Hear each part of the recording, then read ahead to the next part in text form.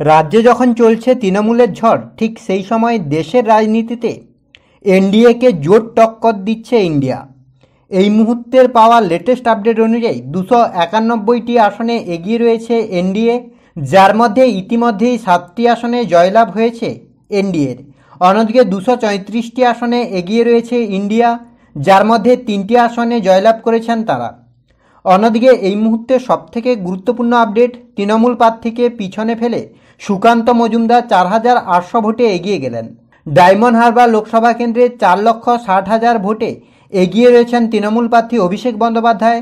ষষ্ঠ রাউন্ডের শেষে জয়নগর লোকসভা কেন্দ্রে 1,54,999 ভোটে এগিয়ে আছে তৃণমূল প্রার্থী প্রতিমা মণ্ডল। দশম রাউন্ডের শেষে বিষ্ণুপুর কেন্দ্রে 20,551 ভোটে এগিয়ে রয়েছেন বিজেপি প্রার্থী সৌমিত্র খাঁ। অষ্টম রাউন্ডের শেষে বর্ধমান দুর্গাপুর কেন্দ্রে 77,221 ভোটে এগিয়ে রয়েছে তৃণমূল প্রার্থী কীর্তি আজাদ। পুরুলিয়া কেন্দ্রে হাড্ডাহাড্ডি লড়াই চলছে। আপাতত বিজেপি প্রার্থী জ্যোতির্ময় সিং মাহাতো এগিয়ে আছে 621 ভোটে। ঘাটালে 70,000 ভোটে এগিয়ে রয়েছেন তৃণমূল প্রার্থী দেব। বরানগর উপনির্বাচন চলছে হাড্ডাহাড্ডি লড়াই, সেখানে সজল ঘোষকে টক্কর দিয়ে 711 ভোটে এগিয়ে রয়েছেন সায়ন্তিকা। 2024-এ যে 10টি আসনে এগিয়ে রয়েছে বিজেপি, তার মধ্যে হচ্ছে আপনার দার্জিলিং, জলপাইগুড়ি, আলিপুরদুয়ার, মালদা উত্তর, পুরুলিয়া, বিষ্ণুপুর, রানাঘাট, বনগাঁ, তমলুক, কাঁথি, বালুরঘাট।